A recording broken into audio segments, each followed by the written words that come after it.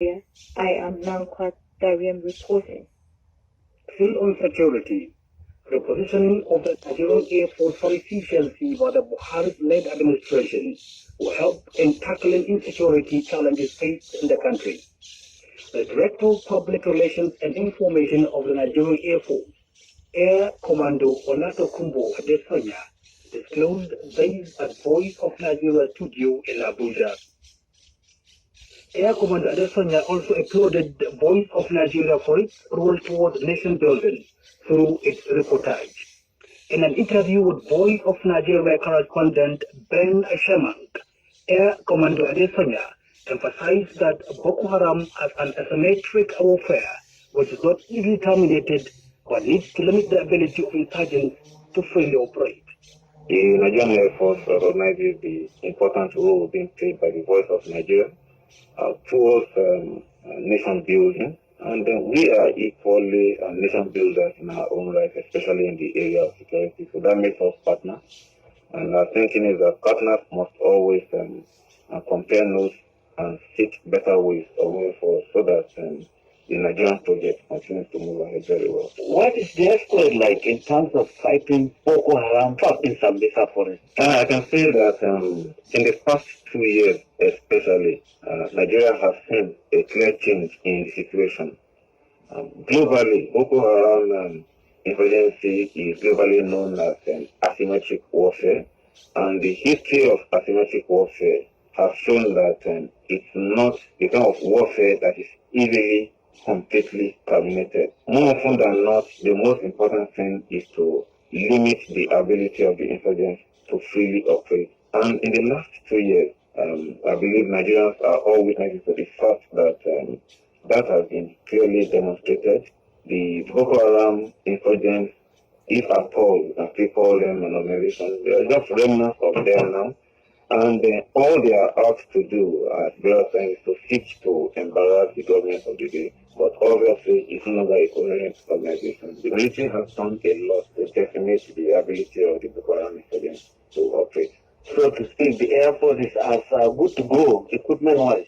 I can tell you, talking about the Nigerian Air Force, a lot has been done in the past 2 years also with the support of the federal government administration towards positioning the Nigerian Air Force for efficiency. I can let you know, for example, that many of our hitherto grounded aircraft have been reactivated, and many more are being reactivated. Federal government is making available resources on time towards which spares are being bought. Training is being done, training of pilots, training of ground crew, and I can also let you know that without the men to operate these machines, there's no point in having the machine. So one other thing that has been done, especially by the leadership of the Nigerian Air Force, is to focus a lot of attention on the welfare of the officers and men so that they can be in the right frame of mind to operate this equipment. And all this has gone a long way in making the Nigerian Air Force much more effective than it was. And of course, I need to add that a lot of effort has been made in the area of research and development. That was Air Commando Olatokunbo Adesanya, the Director of Public Relations and Information of the Nigerian Air Force. From tackling Boko Haram insurgency to tackling corruption in Nigeria, journalists have been urged to resist any attempt by corrupt individuals to influence them in the course of their duty. The former chairman of the Economic and Financial Crime Commission, EFCC, Mr. Nuhu Ribadu, made the call during the annual public Ramadan lecture organized by Muslim media professionals of Nigeria in Abuja, with the theme, Anti-Corruption, the role of the media as a change agent. Mr. Ribadu called on the Muslim media professionals to see the fight against corruption in the country as an act of worship. In an interview with journalists, Malam Ribadu stressed that the fear of God should be the guiding principle to every journalist.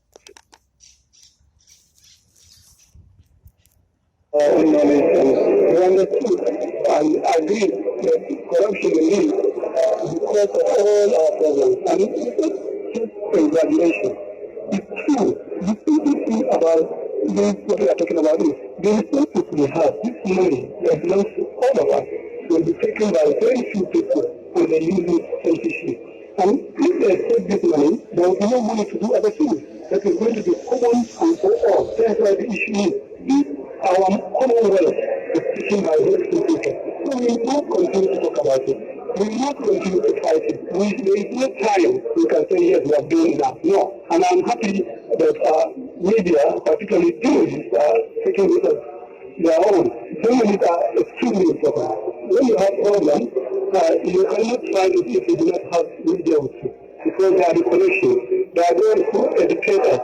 They are the ones who tell us what is going on and what is not. They are the ones who expose the bad things happening. The media.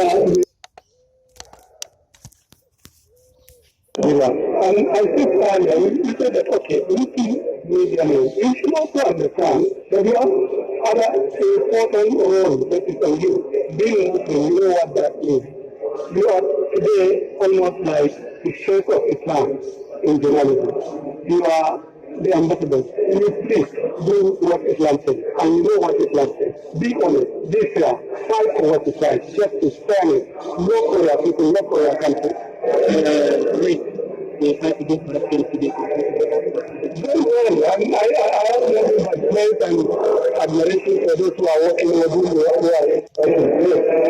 It can be done better.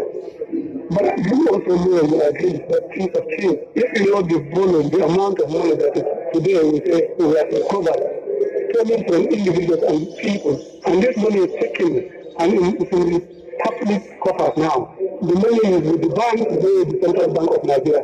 That tells you the story of what is going on today. We can do better. We are still going through process and difficulty.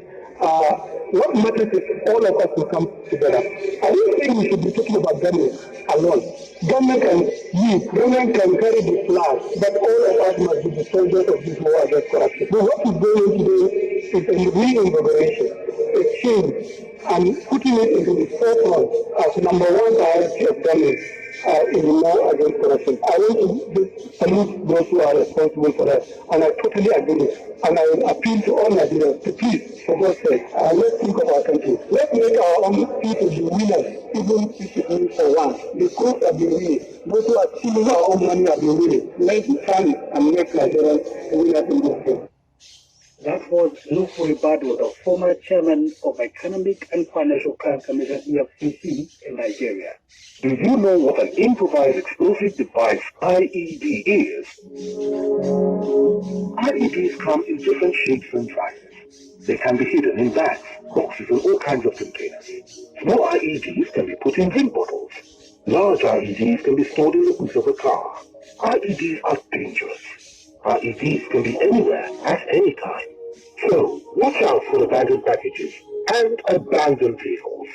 Be vigilant. Be security conscious. Report suspicious persons, objects, and movements to the police and other security agencies.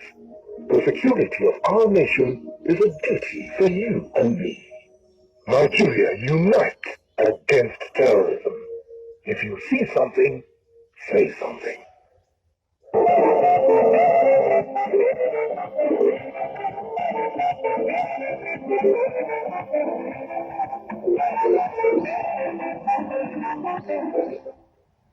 Is almost 1831 GMT, and you are still listening to the services of Voice of Nigeria and the program Africa Hour.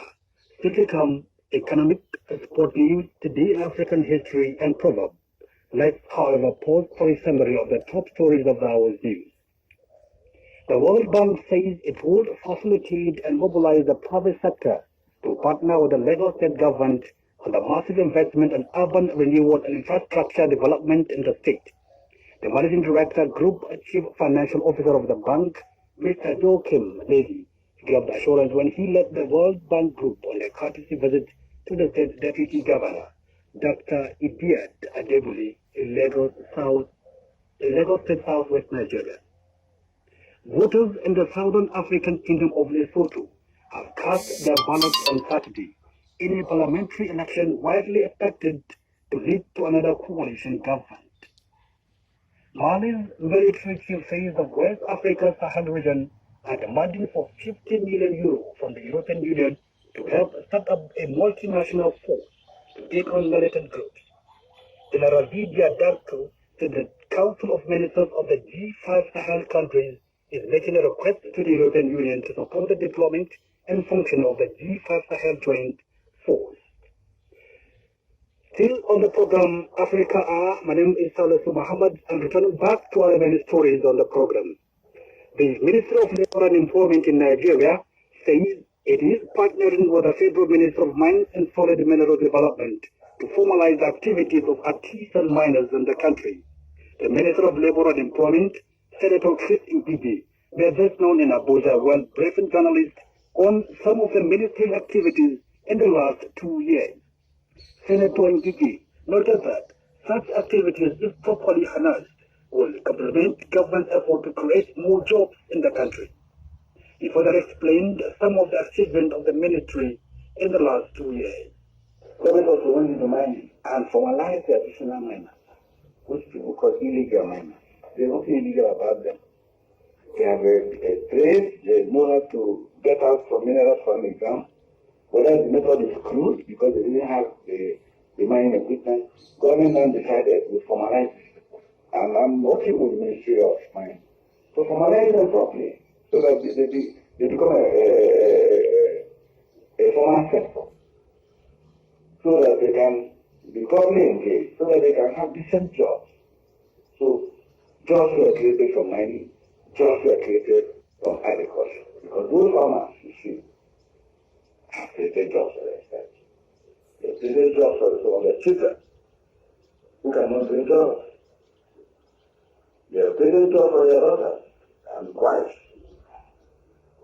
And so they became the blue-collar job people.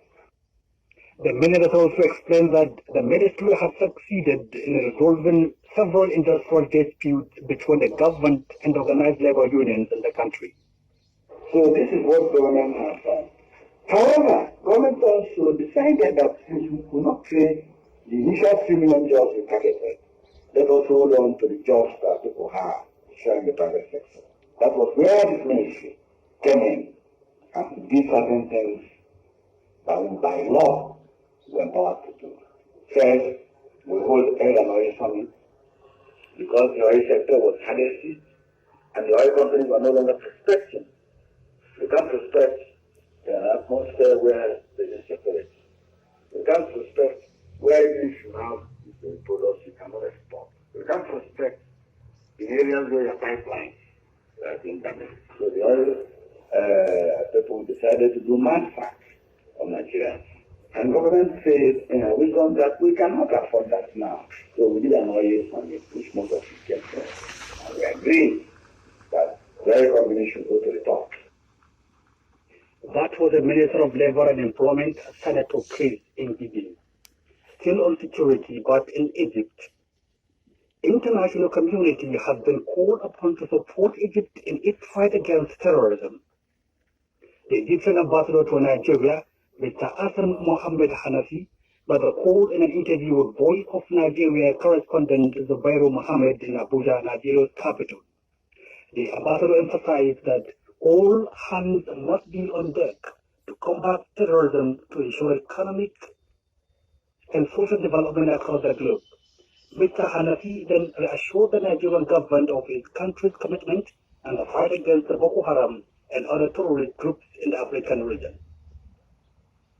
With regards to the recent attack targeting our Coptic Christian brothers, this is not the first attack of its kind. The IS has repeatedly targeted Christian civilian targets in churches and transportation, and it shows how evil these people are, attacking innocent people. And of course, we have stepped up our security measures in the country as a whole. We have reinstated the emergency in measures to address this challenge, as the international community is all affected and it's all astray. Our President Abdel Fattah Sisi has been calling repeatedly on the UN, on the superpowers, on the different international powers to assume their responsibility in fighting terrorism in a comprehensive way, stepping up international cooperation, extradition, prosecution of the suspects, sharing of intelligence, enforcement measures within the Security Council of the United Nations, more counter messaging, because it's an evil message, radical message within the IS and its related organizations, twisting the tolerance principles of Islam to their evil minds. Of course, we are addressing this counter-radical narrative in a way that highlights the tolerant, enlightened principles of our holy religion. That was Mr. Afsam Mohammed Hanafi, the Egyptian ambassador to Nigeria. Let's now take you to the world of music with a song titled Africa Rising by some of African musicians. The video, Tiwa Savage, Lola Ray, Sakudi, Diamond Platinum, Mi Casa.